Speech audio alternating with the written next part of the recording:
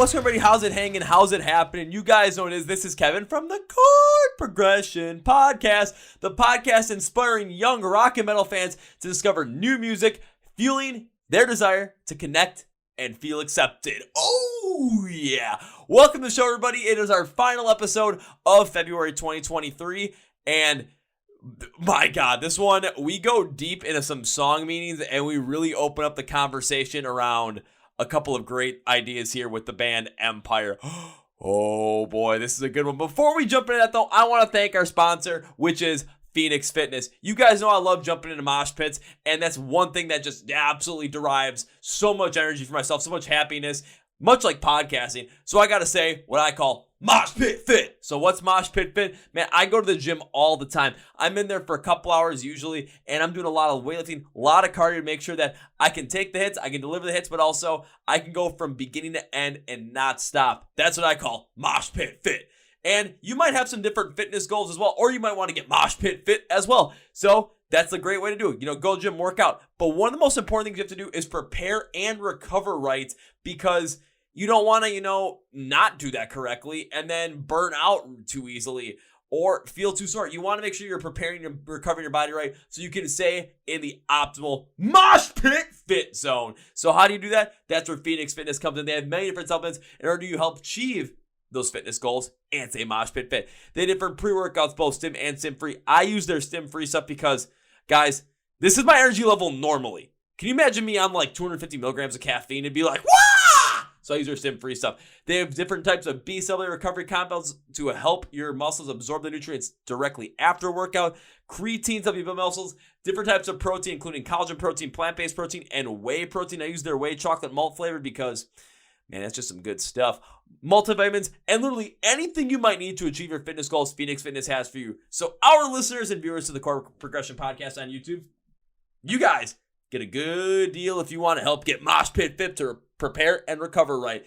You can go to fnxfit.com and use the code CPP20 to get 20% off your entire order. Remember, Mosh Pit Fit, CPP20, FNX Fitness, fnxfit.com. Links to the podcast. Are you guys ready now to go for your feature presentation with Empyre? Let's go! Yeah. Well, ladies and gentlemen, boys and girls, listeners of the Chord Progression Podcast. The three main genres or subgenres I've always liked to listen to are hard rock, punk rock, and metalcore. If you've been watching the podcast or listening to it, you've known that by now. And this one definitely fits in that first third of the categories with hard rock. If you like bands like Soundgarden, Alter Bridge, Muse, you are definitely in the right spot right now. Coming from the UK, this band is releasing their brand new album, Relentless, at the end of March on March 31st. But before that happens, and we get a chance to get you into the album, get you into the band, so let's make it happen. So please welcome Henrik from the band Empyre to the podcast. So Henrik, welcome to the Chord Progression Podcast. Thank you very much. How you doing, dude? I am doing A-okay. I mean, I'm on a podcast with you. This is pretty much the thing I was looking forward to the most throughout the day. So, yeah, I'm all jacked up. How are you today? I'm all good, yeah. We've been practicing. We've been doing rehearsal for the last few hours. So just come straight off the back of that. And that was good, preparing for our first gigs of the year. And now happy to be here. Thanks for having me. Thanks for being on, man. So you guys are already practicing up, getting ready to go, making sure that you guys are rehearsed up so that when you go out and play these first couple of shows of the year with everything that's going to be coming off of Relentless as well, you guys are sounding tight, solid, and everything in between? Yeah, that's the plan. So we normally do 1-2 practices a week, depending on what's going on. So it's been a kind of slow start to the year in terms of gigs, mainly because we've been focusing so much on the new album coming out. So today, our normal day is like 1 day a week will be definitely core practice day, and that was today. So we were just running our set. So we got a gig coming up. So we'll run the set, we're actually breaking down one particular song from the new album, Cry Wolf, today, to try and make sure it's as good as it can be live. We played it a few times live before, but could listen back and thought, we can do this better. There's some little tweaks.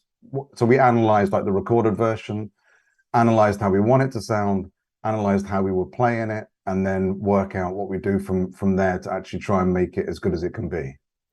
See, no, that makes a lot of sense, especially with a brand, like, again, it's like going to be a brand new song coming off of the album. Even though you guys may have played it live a couple of times, you're constantly going and reworking it for a live setting so that when you're playing it, yes, it sounds as close as it can to the recorded version so people understand exactly what song it is. They can connect with it the way they connected to it when they listen to it, in their car, in the gym, at home, wherever they are. But in a live setting, it's kind of like you get a little bit of a different feel to it. And then you guys are providing the proper energy that you guys are looking for to really put this song out there so everyone in the crowd can just start to really get into it and have this whole entire different, like, transcendent experience. And they listen to Cry Wolf compared to when they listen to it by their own selves at home, in the gym, in their car, and just really connect with you guys in a much better way, much deeper way, so that when they go to work the next day, they're talking about, hey, you guys need to hear this. I went to go see this band called Empyre, one of my favorite bands, and they played the song Cried Wolf, and I love the recorded version, but live, it hit me somehow, man. It hit me somewhere deep. That's that's what we're aiming for. That's certainly it, and it's always going to vary, live versus whatever your preferred format is, whether that's streaming or CD or vinyl or whatever. It's always going to vary. I mean, I quite like trying to get as close to the recorded version as possible, but songs also develop, and a lot of these songs we didn't even have the opportunity properly to gig test before we recorded them. So and sometimes when we're listening back to it, we're working off pretty dodgy copies of audio that's not coming straight out the mixing desk. It's coming off a GoPro or something. So we're trying to pick out, did that sound right? I mean, we're relying on, were the levels right on the day? How was everybody playing? Were we too fast? Were we too slow? Were we just too into it? So we're like speeding ahead, because we don't play to click for most of the songs. We try to keep it sort of free form and let that feeling go. But yeah, it's that thing of trying to make it as good as it can be. It's a tricky one, but hopefully, and that's the importance of breaking down the songs, analyzing them, and seeing what you can do with them. There's always room for improvement, I reckon. Oh, there always is going to be room for improvement. But one of the things that you guys really take a look into, especially when you're going through this process and trying to make sure you're maximizing on that live setting, is when people come and see you live, they're going to experience the music in a completely different way compared to when you're listening to it, in the car, in the gym, wherever you might be listening to. Because I was just at a live show, the night before we recorded this, and it's always a lot different when you're in that crowd and you're feeding off the energy of that crowd. If everyone is into it, everyone's banging their heads, or if you're like me, everyone's jumping into the mosh pit, throwing each other around and having an absolute blast, it always ends up amping up the live setting. And from the band standpoint, if the song is completely going towards that same vibe, or whatever the crowd energy is, and you guys are working alongside to maximize on that response, those are the moments in those concerts that just stick out in our heads as fans, as the moments we always recall, the moments we go back to when we think about those shows, or when people ask us, what was your favorite show of the year, or one of your favorite shows of all time? They go back to those moments because they remember exactly how they impacted them. And it could be something where you're just making some small tweaks of these songs so that they sound as close to the recorded version as possible, but they come out in the live setting in such a much more powerful way where you are evoking those responses. Yeah, and we want people to walk away from the show and go, that was memorable, and then be talking about it the next day and all those things. And you always got a feeling on stage of how it's going, how that crowd interaction's going. Are they getting it? I mean, we're quite a reserved band, but that's part of our vibe. That's part of the branding, to the extent that we've got some jokey rules there. That one is, at an Empire gig, there's no singing. There's no clapping. There's no looking like you're having a good time. But that's just us kind of taking the mickey out of ourselves and the sort of serious nature that we project when we're playing. Whereas, of course, what we're really trying to do is, I'd try to describe it as, we're trying to make you cry, because a lot of the stuff that we do is kind of emotional content and trying to make that connection. So whilst we don't often have the kind of mosh pit vibe, as much as it's quite a lot of it is hard rock, it doesn't quite get to the stage where it's sort of mosh worthy. But that connection, it's like trying to create an atmosphere in the room. So we're used to seeing the people standing there kind of just staring at us. We don't get necessarily the feedback of like the horns in the air. You get a bit of not head banging, but more head bobbing. And what I'm looking for is I'm actually looking for people who are looking upset. If they're looking upset and not in an angry way, then we know that we're kind of like we're hitting the emotional vibe in a good way. Yeah, and again, that's something that after listening through Reckless and or Relentless, I should say, and really going through, I said Reckless. My God, okay, could have had a V8 moment, but didn't today. That's on me. But going through Relentless and really taking a deep dive into it and listening to the music, I totally understand where you're coming from at that point too. When listening to what you guys bring to the table, it does err on the side of hard rock very much so.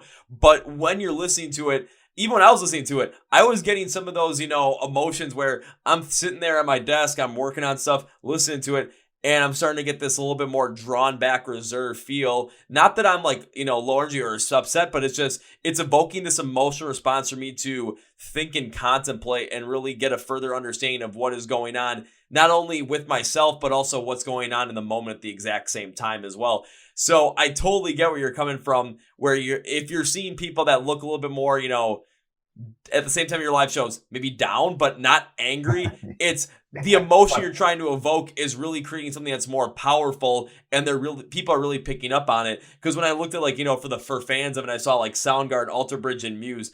Alter Bridge was the one, especially looking through, I'm like, this is where I can really see a lot of parallels here after seeing Alter Bridge live, because they've got some heavier stuff as well, but it's not really full mosh pit worthy. But the emotional response is to also feel something similar like that, or just stare at Mark Tremonti trying to play guitar, because it's like people play guitar and then there's that.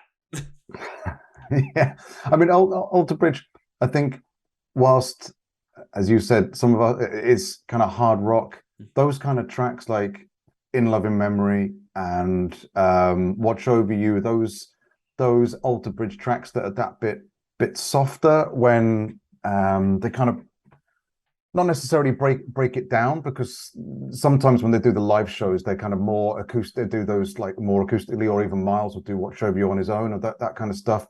But we're aiming for that kind of the chills factor. Maybe that's the best way of putting it, to get the hairs on the back of your neck standing up, goosebumps, whatever you want to call them. That's the kind of vibe we're going for. Not in every single song, because if you like Relentless, the opening track, the title track, whilst it has a little acoustic-y intro, then it's a pure hard rock track, isn't it? It's we're not really aiming for the chills in that one, but then stuff like Waking Light, and it gets a bit more upbeat and a little bit more atmospheric, and Parasites, another one of our singles, that's that kind of starts off darkly angelic, and I'd like to think that some of that might hit the chills vibe, and then it goes into probably the heaviest thing on the whole album, of the chorus of that, which is verging on metal, pretty much the chorus of that. So yeah, we like to mix it up, take them on a bit of a journey.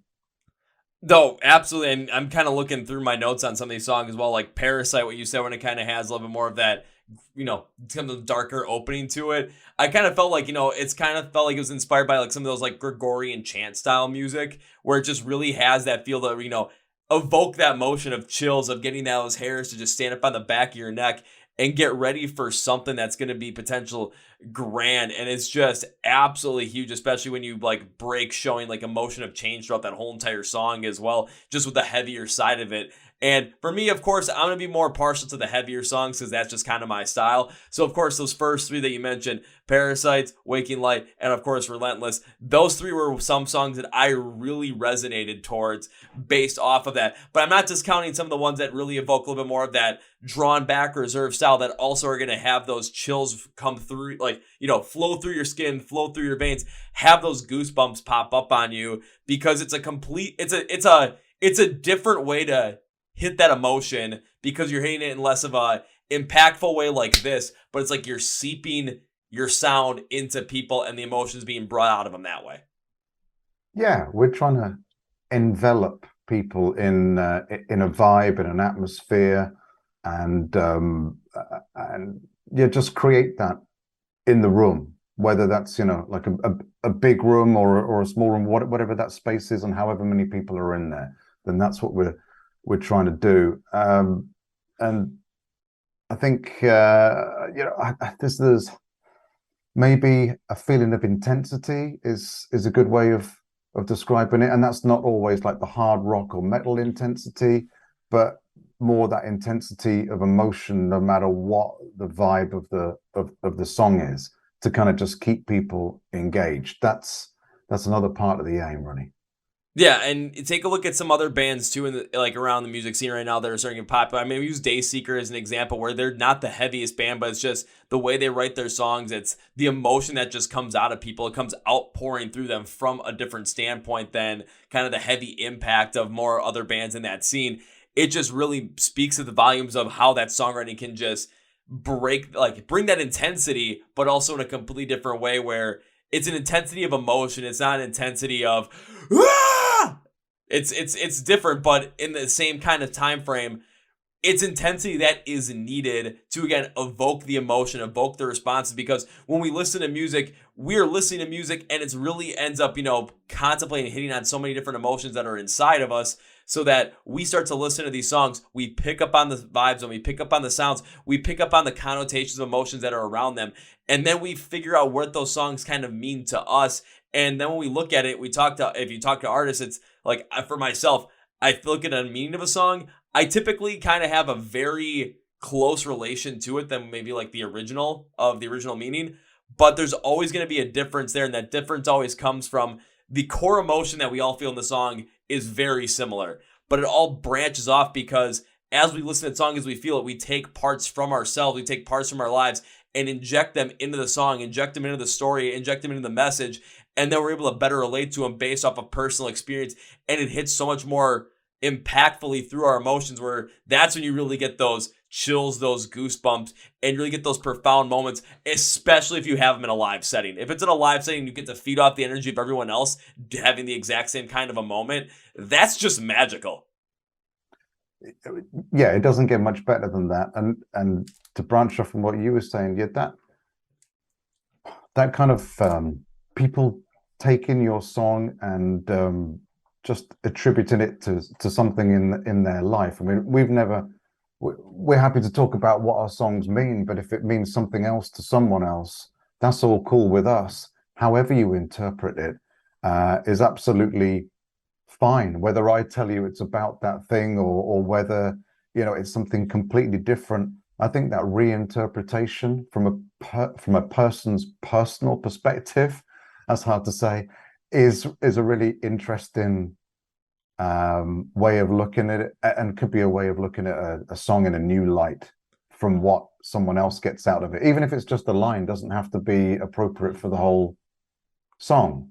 So I'm always interested to hear what people think about the songs and the lyrics and what it means to them. Because some of the stuff from Self-Aware, our first Electric album, there's a song called Stone, and there's a couple of lines like "feed the worst in me, feel the hurt I feel" from the chorus, and that for some reason that's really resonated with a lot of people over time. People have had it tattooed on them, and we wrote that about True Detective, the first series, and Russ Cole, Matthew McConaughey's character in that. That's what it was based on. Just like it was kind of an ode. We really liked his stance on life in a humorous way, as well as a kind of like, wow, this is cynical. This is cynical even by our standards. So kind of like, we thought, how could we build him into this deep, dark character from a musical perspective? But of course, then there are a load of people who have no idea that is what the song is about. And it's just really interesting to see what they latch onto. And I mean, even for yourself as well, there's probably plenty of songs, not the ones that you've written, but the ones that you've enjoyed from when you were a kid to being an adult, just everywhere in between, that you've connected with, where the meanings of those songs are completely different to what you think it is, but it's because you hit on a certain emotional connection. It just really resonates within yourself. And Who knows? Maybe you have some lyrics tattooed on you from somebody else. Honestly, it could be anything, but we all have those songs. We all have those moments. And even for myself too, again, I love deep diving into some of these ideas, into some of these songs. And for me, because one of the ones that really stuck out to me on this album was Forget Me. That was one that when I listened to it, the meaning of it and the way that sounded, it just hit on such a different wavelength when I was going through it, where, because I always looked at these, I'm like, okay, which ones did I have highlighted as like, okay, these are the songs that really hit me. Even for a song that has a little bit more of that more drawn back feel, it's not as heavy hard rock as you would, as someone like myself, I would expect to really enjoy. But I can get into some of that stuff too, especially when you get the hair to raise up on your arms, the chills to go down your spine, and just this feeling of, whoa. That was Forget Me for me. Well, thank you very much. That is a song that we're really very, very proud of, and it is probably the most emotional song on the album, and it's meant to be that way. There's a lot I could talk about with that song.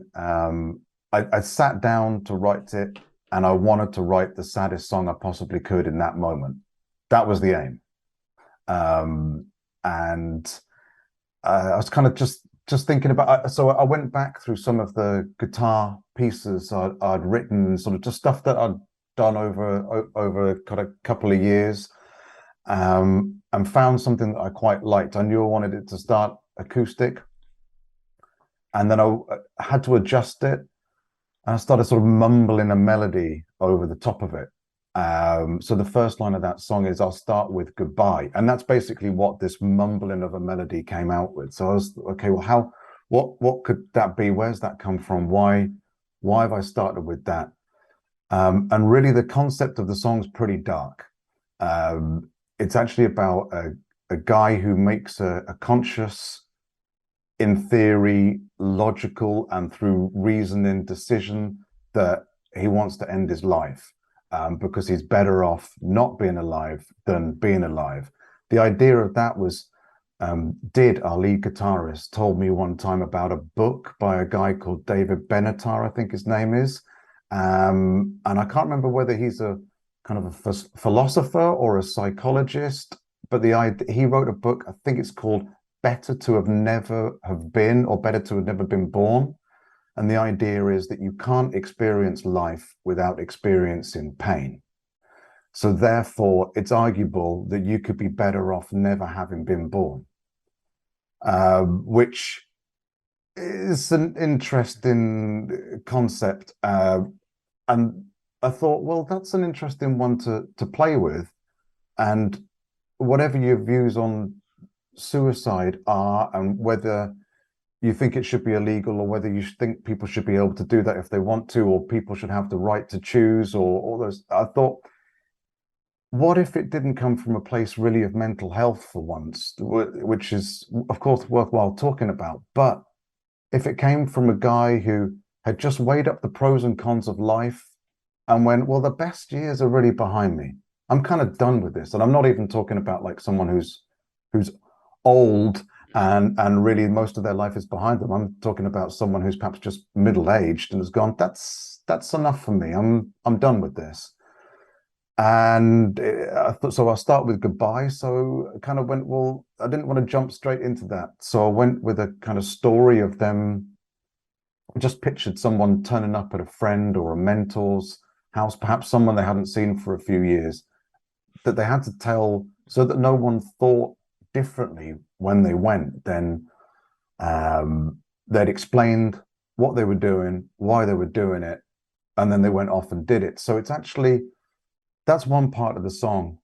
I also wanted to kind of make it in two parts. So the chorus is actually singing as if that person's already killed themselves, and then the verses are them talking about that leading up to it. But it's also meant to be kind of oddly uplifting, hence the massive outro, which is meant to be kind of positive and a celebration. I'll put it that way. Yeah. So it's odd, and I guess that it will also, when people find out about it, might make some people a little bit uncomfortable what it's about. But I did set out to write the saddest song I possibly could. I mean, that is something that is very in-depth and powerful to when it comes to writing the saddest song you possibly could. And when it comes to the song on the record, I mean, that's the one I had highlighted in yellow as the one that hit me the most. So first off, if you're looking to write the saddest song on the record that's going to have that most impactful sound, you definitely hit on it. I'll tell you that. Thanks, dude. But like even when I was going through it as well, I didn't take it from that note. I took it from the note of I tend to always end up for some reason going back towards like relationships with this kind of stuff. That's just where my mind goes with it. And I was thinking about someone breaking off a relationship because of different, like just going through, taking a look again, weighing the pros and cons of what things are going well, what things are not going well, what joys are being brought to this, what pain have I brought to the other person, outweighing that. And at this point, seeing that the cons so heavily outweigh the pros that you might love that person very, very much. But at that point, you have to love them enough to let them go and essentially become a distant memory, if a memory at all in their lives. And that person might fight tooth and nail and be like, no. It's like, let's work this out. And then you kind of like back away from it. And it's just like, no, you know what? This will be better. And in the end, you're better off because now you're living a life that has, you may be not having that pain more, not causing that pain. The other person isn't experiencing that as well and has the ability to experience the most amount of joy in their lives. So potentially, something that might be very important and impactful in your life, loving it enough to let it go and just to let it be kind of lost to the wind, basically. It could be the most powerful thing in the world. But going to where you were going with it, I mean, that's just a different kind of concept as well. But I do enjoy the fact that you really dove into that on this song and really took a little bit of a different look at it, because over time, there are plenty of people that have those kinds of thoughts that think, maybe life would be better off if I wasn't here. I actually was one of those people back in 2017. I had some of those tendencies as well and attempted, actually, was it 4 times, I want to say? It was something like that. But taking a look from that standpoint, it's when you have, if you're of, full body, full sound, full like sound, body, and mind kind of stuff, if you're able to outweigh, the pros and cons, maybe it brings up the idea, maybe you shouldn't, who knows, but it brings up the idea of what are the emotions around that kind of a decision, especially if you're the one that's going to make the decision. Nothing seems to be wrong, but if this is just what you want in life. But at the same time, too, it opens up the conversation, opens up people's emotions to really understand what their thoughts are on the subject, what they feel about the subject, and really dive deep into who they are inside themselves at their core. It's something that, yes, like you said, it might make some people uncomfortable when they find out what it actually means. But it's that sort of uncomfortability that allows this type of conversation to be open, allows this ability for us to explore what we think in ourselves, to be open, and to learn more about, who we are as people, who we are as humans as a whole, and just, where our morals and where our ideas certainly lie. Yeah, and I think some people will, it may ruin the song for some people, but I don't think it should be a taboo subject. I think why should it be something that shouldn't be discussed, and from a different standpoint? But it is interesting of what you latched onto and how you saw the song and what it's about.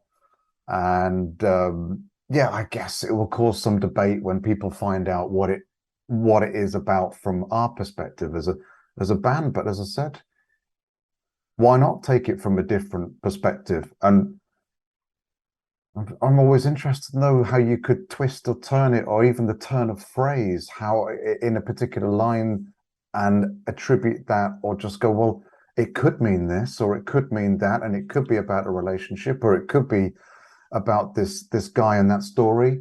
It's I don't know. I think a discussion over a song and what it means or what it could mean is no different to discussing that on a poem or a book, and interesting to get lots of different viewpoints. Because think about poem and a book as well. Those are different types of art that we consume as humans. Poems, we consume their themes. Books, we consume their stories. We consume their, again, we consume their, emotions. Songs, we consume the sounds. We consume how they sonically impact us. And when we come to find out, what's at the core of that meaning, whether it's what the poem is talking about, what this book is trying to portray, what the song is trying to make you feel through your sense of sound and your sense of just, sometimes even sense of touch as well, when you can actually feel how that song is impacting you, especially in a live setting too. It's just something completely different. But it opens up the possibility for us to actually explore different ideas, explore different mindsets, explore how these topics really make us feel in terms of what we think about the world, what we think about certain topics, seeing things from other perspectives. Because what happens if, you do, run into someone in life that just says, I've just had enough of this. I've lived a great life and I'm just I'm just done. I mean, it brings up the idea of, and if you are in that situation, or if someone comes to you that is in that situation, what would your response be? What would your how would you take this? It brings up that kind of an idea, that kind of a concept, but it also makes you think about the concept of this as a whole from the human condition. And it's just something that I don't know how else to explain it, but it just really makes you have to be open to, what the subject is, taking out the taboo-ness of it, and really being open to the idea of other people have different perspectives on some of these things. Other people have gone through different things. Other people's minds work in a different manner. Maybe there's something here that we can learn from in terms of find out what other people think. Maybe the thought that we had might not fully be correct because it might be the only one we're thinking of in terms of that subject. Yeah, it's just it's the viewpoint thing, isn't it? It's I think there's always something to learn in terms of that and how someone else might feel about that subject or another one. So I guess all the better for us if it's a thought-provoking song. And of course, there's some value in debate if you've got a song that people want to debate over, and whether it's the meaning, or whether it's something that might make some people uncomfortable. I mean, you kind of get that in some areas of, well, loads of things, film as well as we discussed, poems and books. And I mean, even the sort of, as a band, we quite like dark comedy. So, I mean, I don't know if you know, but like guys like Jim Jeffries and that sort of stuff. And nothing in particular offends us, and we're happy to talk about anything or conceivably laugh at anything, but not necessarily, making light of a situation, but they're two different things. So we're not really afraid to broach those topics and then discuss them afterwards. And well, yeah, we're as I said, we're always interested to hear other people's opinion on whatever we've written and the lyrical content of that. Yeah, and for Forget Me specifically, it's kind of hearing exactly what it's about. It does take me back a little bit as like, the core emotion of an ultimate end to something is going to be there. But of course, you wrote it from one perspective. When I was listening, I took it from a different perspective. But it allows, again, for those conversations to be open, for those feelings to be felt, for those emotions to really run through us and those thoughts to run through us so that we can get a better understanding of these things. It opens up the ability for that conversation to happen alongside our peers, but also within ourselves, which is something that is really cool. Plus, another thing to think about too is think about, again, books, movies, poems, the ones that really hammer down on some of these themes that may be a little bit uncomfortable, maybe a little bit controversial, is because the overall thought process opens up a different perspective. Those are the ones that a lot of us tend to remember because it does start up some of those conversations. It does get us thinking about certain things, and it ends up impacting us in a certain way in life where now either we can take a look from a different perspective, see which ones we're kind of seeing a little bit more of, understand one perspective, and maybe have a respect for it, while also whatever our perspective is still being, okay, this is my perspective. However, I understand where you're coming from. I have the respect for that idea that you're having. Even if you disagree, it's about also creating that idea of respecting others' opinions at the same time.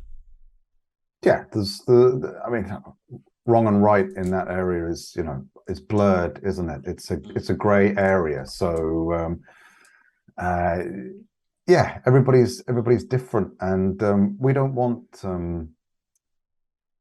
It is, as I said, it's meant to be. Try to write the saddest song ever, but it's not. It's not really meant to make people feel down. If anything, it's kind of the opposite, because this is not someone who is asking, "Oh, be sad about me when I'm gone." They're actually saying, "It didn't really work out, so just don't worry about it." Forget, really kind of casual, like stupidly casual over life, and it's not coming at it from that direction. So yeah, different spin is is the best way I can put that, I reckon. Yeah, or it kind of looks at one of those phrases of "Don't be sad it's over, be happy that it happened." It's don't be sad that it's over. You know, we had a great time while we were here. It's that, or with that person, we had a great time when we were here. You know, Yeah, focusing on the got the good best out of times. it. Got the Yeah, best out of it for the time that was there, and then done. Thanks very much. Just letting you know I'm all cool. But yeah, yeah. It's just like, you know what, this was awesome, guys. I'm out of here. Peace. yeah, basically that. Yeah. It's the saddest song and to sum it up in the most weird way that also fits it. I'm out of here, guys. I'll see you later. Peace. Yeah, yeah, basically. I'll say one of the other songs that really ended up striking something in me was Waking Light. That was another one. When I listened to it, I just kind of got taken aback by it. Just the way you guys constructed that song was something that, man, I think, like, I was looking up a couple of different tracks same time too. I'm like, where have I felt something like this before? Not heard something like this, but felt something like this before. This one took me like an hour to kind of track down to All figure out right. my thoughts on it. But man, was this one fun. Uh, what did you, I'm interested. So what did you come up with? Did you look for stuff that it's like, or did you try and find, or were you just kind of listening to it a few times and sort of analyzing it, or what kind of approach were you taking there? So the approach I took on this one was I was listening through it and I was picking up on different emotional cues, emotional tones in the way that the song was produced, the way that the song is being shown. And then I was kind of thinking about those emotions and thinking about those, just what I was feeling at that point in time. And for then kind of going back and seeing, wait a minute, I've felt this emotion before listening to a song, and I kind of remember what the song was, but I don't exactly have it on top of my head. So it went from like trying to figure out, okay, not necessarily where have I heard this, but where have I felt this before. So after analyzing and really getting my ideas and thoughts on where the song was making me, what emotions were coming through me at the time, where those goosebumps were coming in, where the hair was raised up my arms on the back of my neck, where did have I felt that before? So going through here, I was like, this is something that is really, really interesting to me. And it took about an hour, and I kind of finally picked up on it. And I'm like, oh, thank God. Now I don't have to, I don't have to worry about, like, I am always going to be stuck when I listen to Waking Light. What was I feeling about that one? I finally got it, figured out.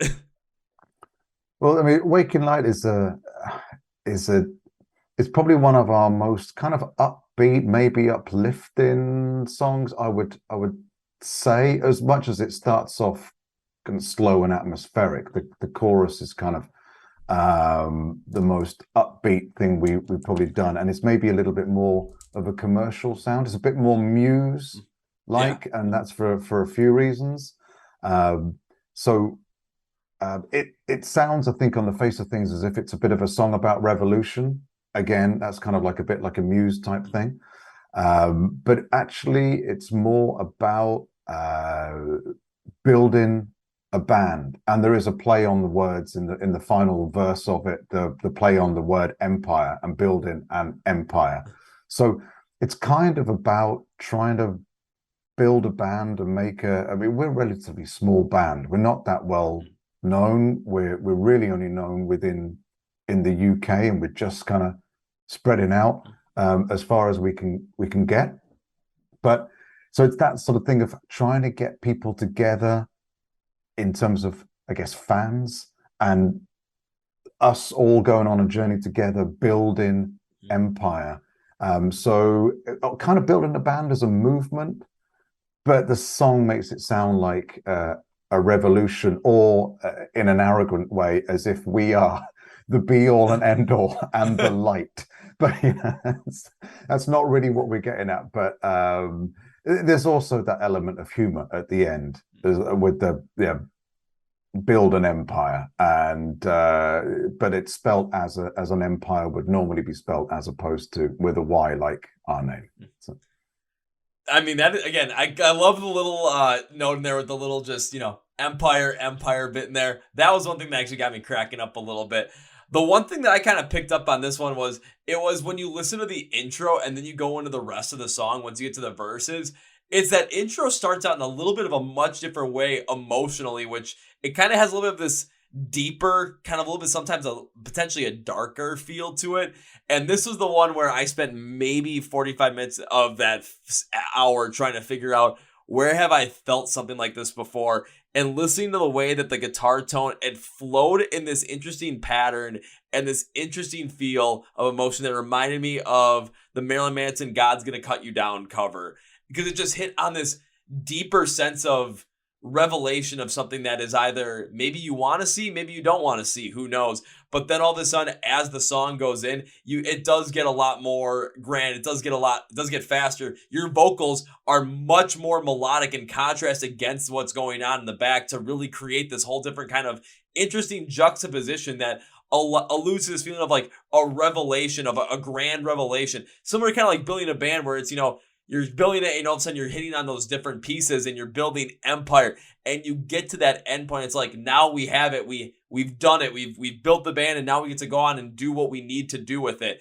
It was kind of like this building almost this grand feel of you're realizing something about who you are in life, and you feel that urgency to really understand it and shine that new light and feel it come through so that you're ready to roll in life. It was kind of that wake up moment from a potential, at times, deeper, darker emotion of starting that revelation to all of a sudden, holy shit, we got this. Like, I got this.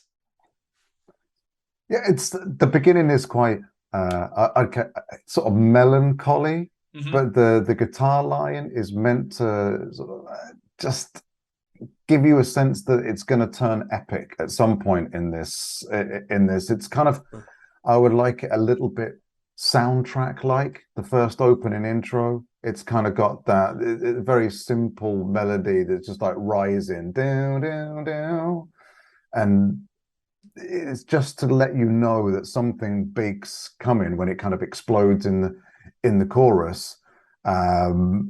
So it is meant to be uplifting, but I guess the story of the song is about trying to get like, come on, people, come with me. It's your opportunity. You got to do it now. Otherwise, it doesn't happen. If you kind of turn your back, then you never get to see the waking light or the revolution or the rise of a band, or, it's your one chance to jump in the car and take a ride and see where it takes you. That's, and I guess the chorus it's meant to be uplifting. It's also like us, not like us. It's sort of shouting, like, and I don't mean in a sort of desperate way, but come on, don't resist, persist, which is the line that, like, come on. Again, it's just that encouragement of like, we got to go, and we got to go now, and don't put it off, move.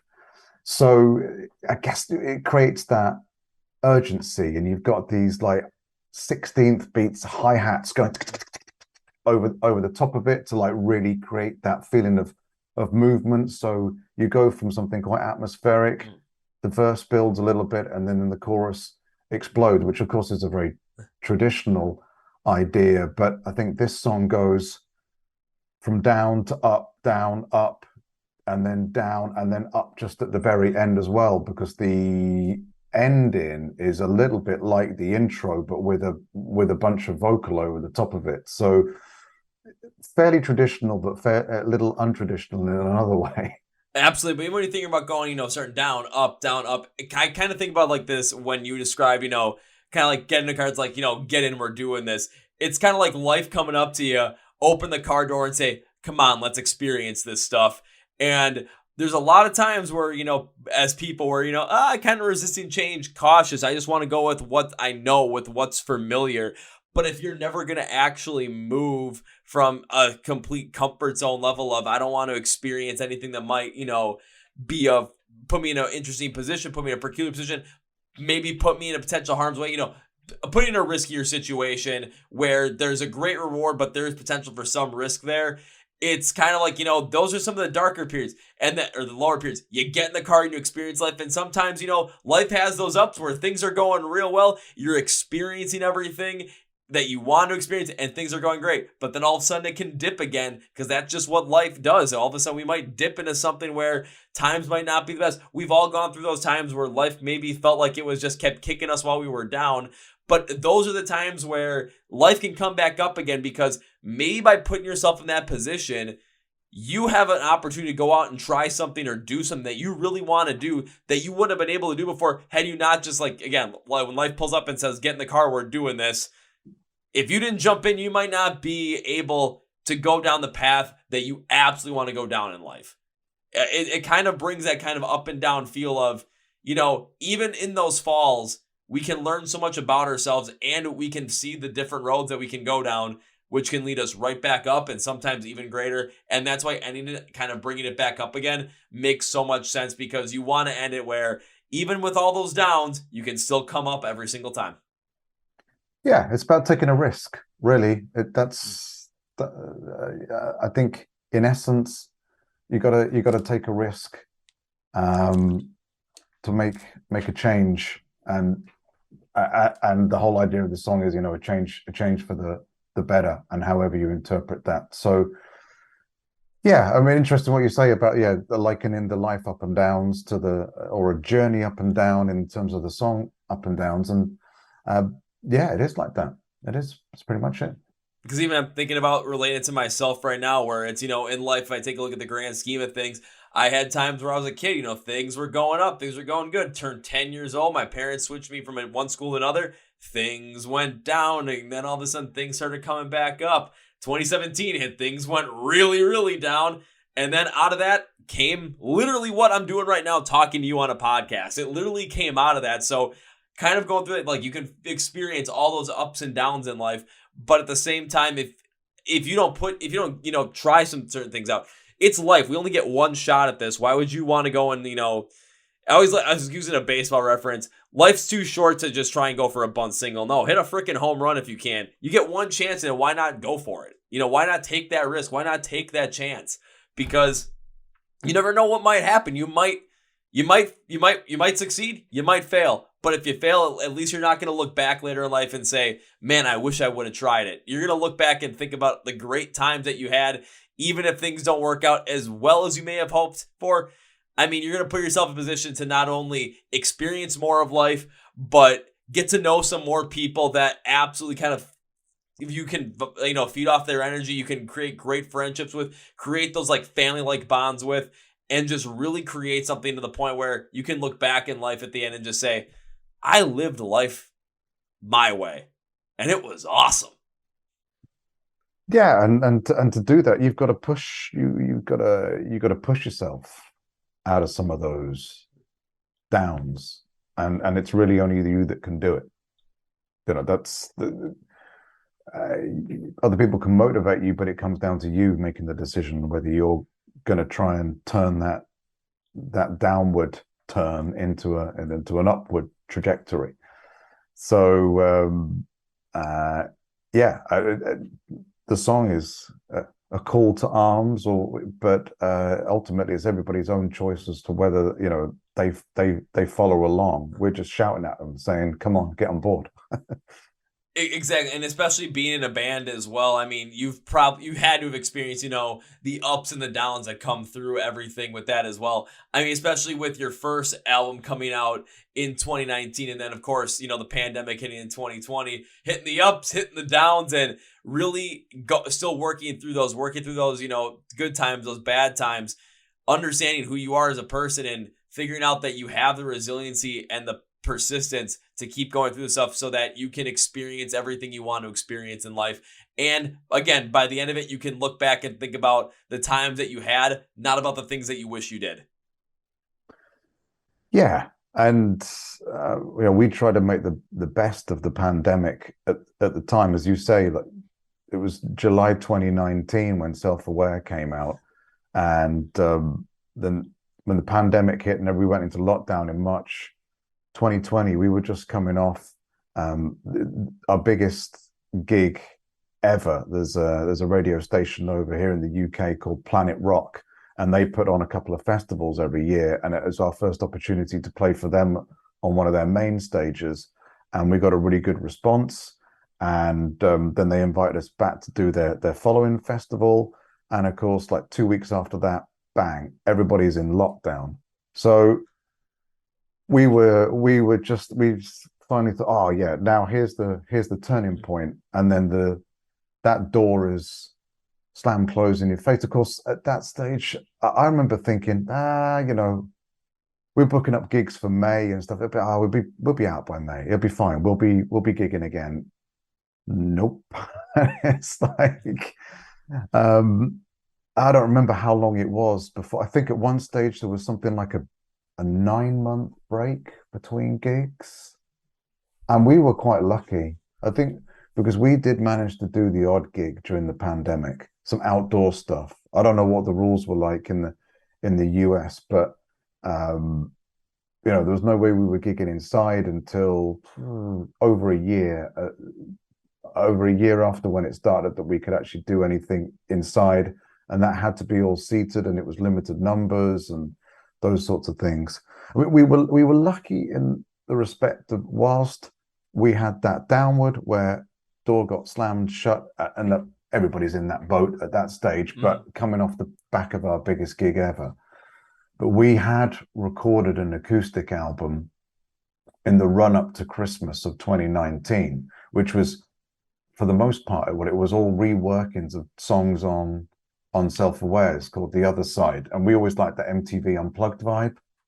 So we were kind of going along the basis of, well, we like doing that, and we'd been doing a few acoustic versions, so we just thought, okay, what we'll do is let's actually try and turn that into an album, and took most of those songs, went into a studio, recorded most of the stuff there. We also recorded some bits, like I think some bass and some piano bits here in where I'm talking to you from, in my music room, or Empyre HQ as we call it, and we released that over the course of the pandemic. But that's not the same, and live streaming was just, we had to upskill to kind of like work out how we could live stream, and I just refused to do it until we could get it to a level where the audio quality was good enough, at least to do with a home setup. 2 vocals and 2 guitars, or at least 1 vocal and 2 guitars, and that took ages to do. And it was all right when it worked, but I would much rather just have been able to go down to, even if it was just a local pub, and plug in 2 guitars and play, rather than sit in my living room with Did, and we try and do that. And I did some solo stuff. That was luckily I had the tracks from the acoustic stuff we'd just done, and had the tracks from the old electric recording, so set it all up and put in my in-ears, and I'd do live guitar and live vocal. I think that stuff's still on our YouTube channel, in fact.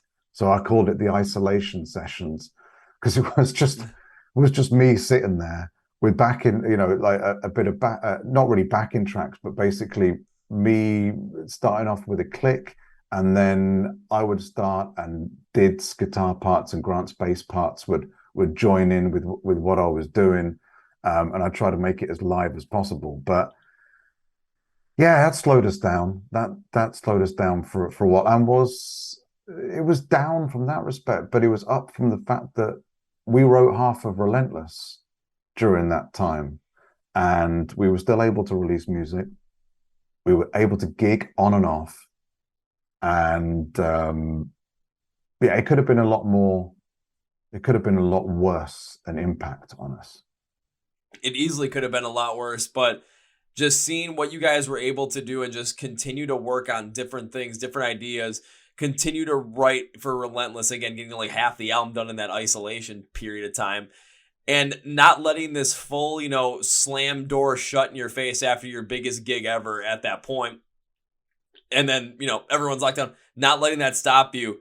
That's something that attests to, life has those massive down periods. I mean, we all experienced that in 2020 in March when all of a sudden everything got shut down and lives completely got upended because no one knew what the hell was going on. Because here in the US, they really didn't allow many of those outdoor concerts just because they didn't want as many people gathering, even if you could socially distance. There were a couple of them, but not that many. And it was just, I remember one of them that happened over here about a town about maybe an hour drive north of me, where it was like an outdoor show. Beartooth was the headliner, and I wanted to go, but prices were kind of high. So I'm like, hey, you know what? Plus, they're not going to have a demolition derby mosh pit, which is what I kind of wanted to do. So what you going to do on that one? But from people I know that went there, like there were a lot of people there having a blast. And again, it was just kind of all about, we took a look at that time period. And that's a great example for everyone. Take a look at that time period. And we couldn't do anything. But what was the response that a lot of us had? Especially like from anybody that's involved in music, or even for myself from the podcast. Well, it wasn't, oh, darn, this is taking us out and now we have nothing to do with. Okay, this is an obstacle we have to overcome. Looking at it as just one of those downturns that we have to find a way to turn back up and pick back up. And now you guys are releasing Relentless. You guys are going back out on the road. You guys are playing your first couple of shows of the year, getting ready to release the record. I mean, yeah, you guys definitely, of course, the pandemic ended up hitting you on that low, but now guys picked it right back up and got out of it. But it's kind of what Relentless is about. And in terms of a song, in terms, it visually, the lyrics kind of reference other people falling by the wayside. It's a song about kind of self-belief, the title track, and forging forward when everyone else around you is failing or flailing or just struggling, and forging your own path basically. And I guess we have a reasonable reputation for being relatively hardworking and to try and keep things moving. So Relentless comes from that. Hopefully, long may that continue. Hopefully it continues. And now let me ask you this. Now that we know we're looking into this, you guys are going to be playing your first couple shows of the year. Relentless comes out on March 31st. How are you going to make sure you guys stay relentless so that not only does this album have the best reception that it can get from the fans, from people that don't even know who you guys are yet, but when it comes to live settings, like in live shows, what do you guys have planned for the rest of the year to make sure that you guys stay relentless and continue to have that feeling of, self-belief that you guys can do this and are going to make it happen? Well, in terms of live perspective, we've got a few headline shows coming up. So whereas previously we would have done like sort of tours and some support slots, and I'm not saying we're not going to tour or we won't be having support slots because we've got a few festivals coming up in the summer. But what we're starting with over some UK shows at least. So we've got a hometown show. That's how we're going to really like kick off the year properly. We've got a little warm-up show coming up, but we're going to do a hometown show and also a listening party. So there's a small cinema in Northampton where we're from. We've rented that out, and then fans can come down, listen to the album 3 weeks before release, and then come to a gig in the evening where we're going to play the whole of the album. But that is all before release, so without the opportunity to actually know all of the songs. And then about 6 weeks later, we've rented a place which is called KK Steel Mill. It's right in the center of the UK, pretty much in Birmingham, in Wolverhampton, and that's like a small arena. It's actually set up by one of the guys from Judas Priest. And it's just a great place to play. They've got it set out really nicely. So that's where we're going to do our album release show and party. Once everybody has had the opportunity to listen to the album, get to know the songs, we'll play the whole thing as well as the best of Self-Aware. At least the best in our opinion. May not be everybody's favorite tracks, but we'll see. So we're going to do that, and then we've got another headline show up in May, which is going to be our acoustic show. We do them a couple of times a year. So there's that, and then we've got another one coming up September, and then in the summer we'll be doing some festivals. Probably the biggest of which is one called Steelhouse. Got Blackstone Cherry headlining the night that we play, so yeah, I'll be sticking around for that. And I think Airborne the night before. So yeah, and they're still announcing acts. So there's some, yeah, we've done that once before, and that was probably that's probably now the biggest gig we've ever done. Play at Steelhouse Festival. That's a great festival. So we're looking forward to that one. That's late July. So yeah, we'll be out on the road, and hopefully we will also do some normal touring as well. But what we've tried to go for in the first half of this year is kind of quality over quantity. There's a lot of competition because we're still, whilst pandemic is pretty much almost forgotten about, whilst COVID is still around in the UK, there's a lot of competition. There's a lot of gigs going on. There's a lot of tours going on. So what we try to do is kind of like put our tent poles just like significant gig, significant gig, significant gig. And we haven't done too many headline things before. So that's going to be interesting and exciting for us. Two things. One, you're definitely taking, that bottom and making it, upswing back to the top, because it's like Steelhouse Festival, again, you guys are going to be playing, that's probably going to be your biggest gig to date, like you just said. And I mean, from what you guys did right before the pandemic and then all of a sudden the door got slammed on you, oh yeah, now just take a look at what happened 3 years later. Yep, you guys are going to be even better than that. It just kind of speaks to just, the relentless mindset you guys have to continue to make sure that you guys are going to make this as successful as possible. But the other thing I got to ask is, if anyone out there is listening and has a good amount of money to help out, would you like to also, buy me a plane ticket so we can go over to the UK and we can go to that album release show? I mean, I'm in. I just don't have the full funds right now, but well, you want to make it happen? Let's make it happen. You need to start a crowdfunder there, Kevin. You need to, yeah. start a crowdfunder, Kickstarter campaign, GoFundMe. Why? Just so we can go to that album release show in England. That's it. It'll be worth it. It'll be worth every penny. It'll be worth every penny. Just the Kickstarter, the GoFundMe photo is just gonna be me. Like, I mean, who's not gonna want to, maybe throw in a couple of bucks just to. Yeah.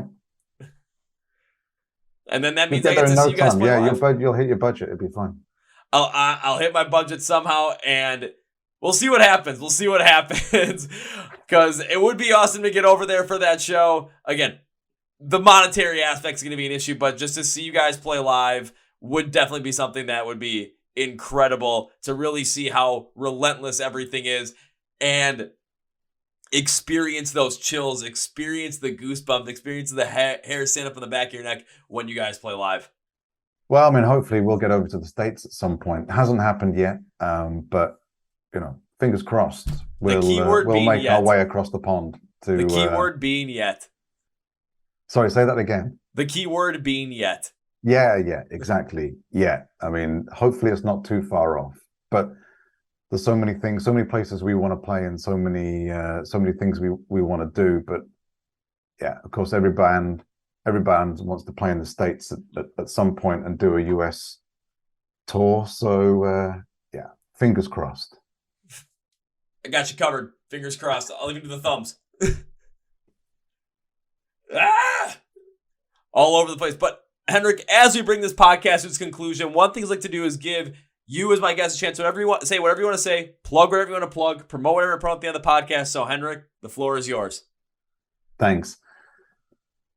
Guys, everybody listening, I hope you enjoyed listening to the chat with Kev, and please come and check out our new album, Relentless. It's out on March the 31st. You can pre-order it, and it will be available in some record stores around the US, both limited edition stuff, vinyl. I think there is a small allocation going out there, but you can order it from the UK sites as well. So please come and find that. If you are not into physical product, you can find us on the Spotify and YouTube. YouTube, we've got a load of content on video. You can actually see us, and you can even check out those isolation sessions that I did back in lockdown all by myself, if you want to like really dig into the treasure trove. And there's interviews and that sort of stuff. You can find us on Facebook and Instagram and Twitter, and I think Facebook is generally our social media home where you can find out most about us. And lastly, we've got a newsletter. So if you head to to our website, www.empyre, that's EMPYRE, .co.uk, as we say in the UK, or .co.uk. Then you can find all our socials, you can find our links, you'll find our music, and all the information on Relentless. So your support would be greatly appreciated, and we hope to see you very soon. That is very well said. Now it's time for this podcast with 3 things. Yes, my fingers are still crossed for you guys to come over to the US. I'm still doing it. So first off, Henrik just said where you guys can find them online in terms of their website, where you can sign up for the newsletter, where you can watch videos on YouTube, where you can stream their music when Relentless especially comes out on March 31st, or you can stream Self-Aware as well, where you can watch the isolation sessions, and the fact that they're going to be playing shows throughout the UK, and you never know when they're going to come over to the US or anywhere else. So you're going to want to follow along with them on all those platforms, and listen, subscribe, all that stuff. But instead of having to look all that stuff up yourself and be like, do I remember it? And have to go back to the podcast and be like, what did Henrik say exactly this was? Don't worry, I got you covered. Go to the description of the podcast, say find Empyre online. There's going to be links for everything, the associate labels, so you know what it entails. And you can just click on the link and then boom, you can go subscribe to their stuff, follow their stuff, watch the videos, go and pre-save Relentless. Or if it's out by the time you finally watch this podcast, which maybe you should have watched it beforehand or listened to it beforehand, but we're glad to have you on anyway, go and listen to it right then and there, because you're going to want to, especially after the conversation we just had. You're not going to want to miss out on it. So now it's time for number 2. Yep, fingers still crossed on this one. So whenever I've guests on the podcast, Henrik, that I enjoy having on the podcast, I tend to make a certain promise as a way to say, thank you for being on the podcast.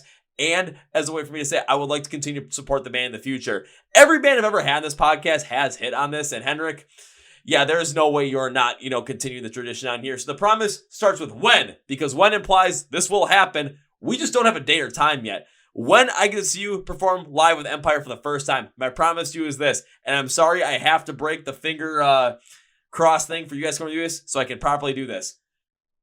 First round's on me. Brilliant.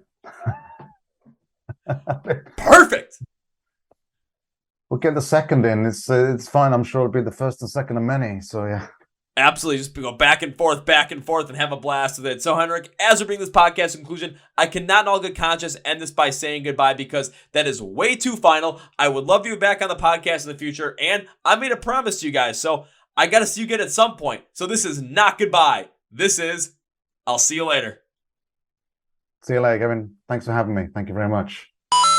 Well, folks, that was my interview with Henrik from the band Empyre out of the United Kingdom. Once again, I want to thank Henrik. But before we close out this podcast, now it's time for Kevin's final thought. And when we got to talking about the song Forget Me, and when Henrik really dove into trying to make it, the saddest song that he possibly could, and bringing up this idea of suicide around there, but by bringing it up in a way where it's from someone who is just kind of done, doesn't really want to go on anymore, and is like, you know what, I'm good with it. It opens up the conversation around suicide in a little bit of a different light.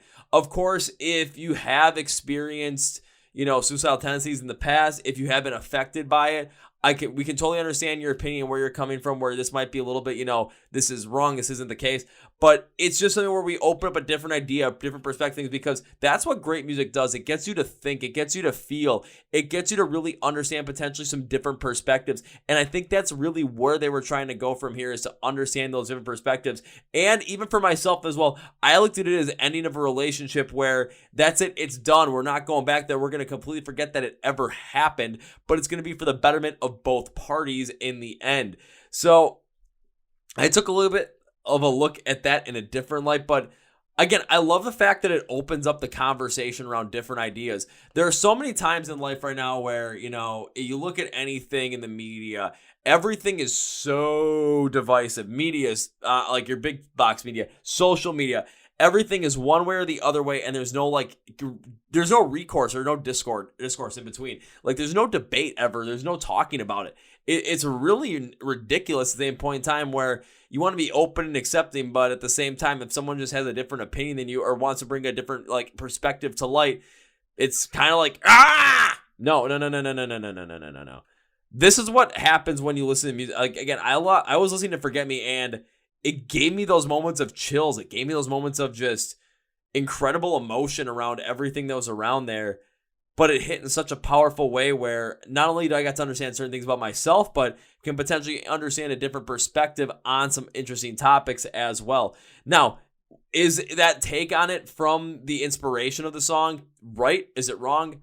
Who knows? It's what's a great thing about it. We can talk about it. We can debate it. And we can really find out not only who we are as people, but we can find out, what we believe, and we can find out exactly how other people think differently and still have that respect for each other's opinions, but at the same time be able to discuss these things and be open to the possibility that our perspective might not be the right one. Again, I know some of you might be very, very, very intertwined and ingrained with the concept around it and might feel very differently than what we had talked about. And I totally understand that. That is your take. That is your opinion. We love to hear from you around that. And we love to talk to you about it because it is something where I get it. Again, I get it. I had those tendencies myself back in 2017. But I don't know. It's just something where I was really happy to have that conversation with. And I hope that if you guys are struggling with feeling, not worth it, feeling like, life's not worth living, please, please, please reach out to people that you care about. Please, please, please reach out and talk to someone from, whether it's your family, your friend. If you can need to go to therapy, please, please, please do, so that you can get a better understanding of what's going on, understand your thoughts, your feelings, your emotions, and really hammer home at them and be able to, enjoy life as much as possible and really, really, really get to that point where, life's going to have you down, but get back up. Or at the very worst, if you're saying, I have no family, I have no friends, and I'm not going to talk to a therapist and no one's going to listen to me, this is what I want you to do. If you feel that way, go to on your phone right now. Go to any platform, Facebook, Twitter, Instagram. I'd say probably most likely Instagram, because that's probably where this is going to happen the most likely. Go to the DMs and DM the Chord Progression podcast and say, hey, listen to the Empyre interview. I've been feeling like I can't really talk to anyone. Do you have time to talk?